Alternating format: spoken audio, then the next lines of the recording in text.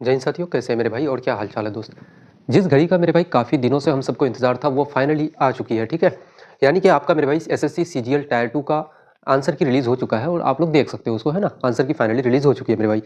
अब हम लोग बात करते हैं भैया कि एग्ज़ाम कब हुई थी। तो आपकी एग्ज़ाम जो हुई थी मेरे भाई 18 जनवरी से लेके 18 जनवरी और 19 जनवरी को जो आपकी एग्ज़ाम हुई थी दोस्त, है ना। अब बात करते हैं कि भैया उन्होंने जो नोटिस में जो चीज़ मेंशन कर रखा है उस चीज़ को भाई थोड़ा सा एक्सप्लेन कर दूं आपसे, है ना। देखो, क्वेश्चन चैलेंज के बारे में थोड़ी सी अगर बात करूं तो मेरे भाई क्वेश्चन चैलेंज आप 30 जनवरी से लेके 8 पीएम से लेके 30 जनवरी 8 पीएम से मेरे भाई कितना, तो 3 फेब तक मेरे भाई 8 पीएम तक आप क्या कर सकते हो, तो क्वेश्चंस को चैलेंज कर सकते हो दोस्त, ठीक है। और सेकंड चीज ये हो जाती है कि भाई क्वेश्चंस को आप चैलेंज करोगे बट पर क्वेश्चंस के लिए आपको 50 रुपीज मेरे भाई पे करने पड़ेंगे हर एक क्वेश्चंस के लिए मेरे दोस्त। 50 रुपए मेरे भाई हर एक क्वेश्चंस के लिए आपको पे करने पड़ेंगे मेरे भाई, ठीक है। अगर अगर मेरे भाई क्वेश्चंस अगर क्या सही में अगर एरर होती है तो फिर क्या होगा कि आपका 50 रुपए मेरे दोस्त आपको रिफंड कर दिए जाएंगे, ठीक है, वापस कर दिए जाएंगे। अब बात करते हैं थोड़ा सा कि भाई 3 फरवरी के बाद आप क्या कर सकते हो मेरे भाई। क्या आंसर की को 3 फरवरी के बाद आप डाउनलोड कर सकते हो? तो बिल्कुल नहीं कर सकते हो। इसलिए मैं कहता हूं कि भाई सबसे पहली की बात यह है कि आप आंसर की को पहले मेरे दोस्त डाउनलोड कर लो। अब हम लोग बात करते हैं कि भैया फाइनल रिजल्ट आने से पहले पोस्ट प्रेफरेंस ओपन होगा, यानी कि मेरे भाई आपकी जो है ओसीपी मेरे भाई, यानी कि ऑप्शन कम प्रेफरेंस का जो ऑप्शन आएगा मेरे दोस्त, वो अगर आप नहीं भरते हो ना तो फिर बेकार हो जाएगा। सारी चीजें जितनी आपने मेहनत की है मेरे दोस्त, सारी चीजें आपकी बर्बाद हो जाएगी, ठीक है। अब मैं ये इसलिए कह रहा हूं, यदि आप मेरे भाई एक ऑप्शन आपका आएगा ऑप्शन कम प्रेफरेंस, जिसको हम लोग क्या बोलते हैं तो पोस्ट प्रेफरेंस कहते हैं मेरे भाई, पोस्ट प्रेफरेंस।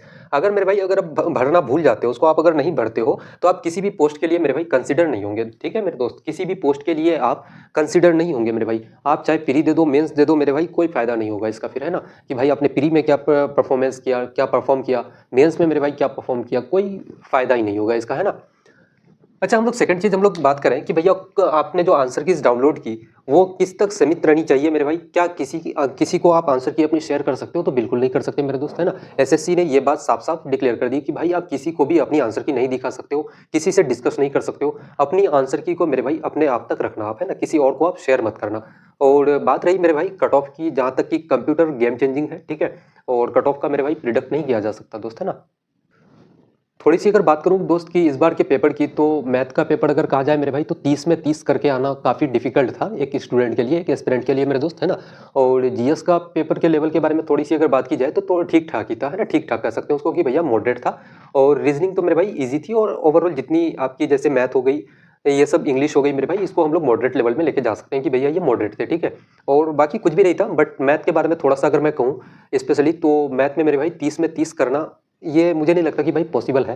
क्योंकि 1000 स्टूडेंट में अगर 5 स्टूडेंट अगर मेरे भाई अगर आपका 30 में 30 अगर करके आता है तो ये कोई बड़ी बात नहीं है दोस्त, है ना।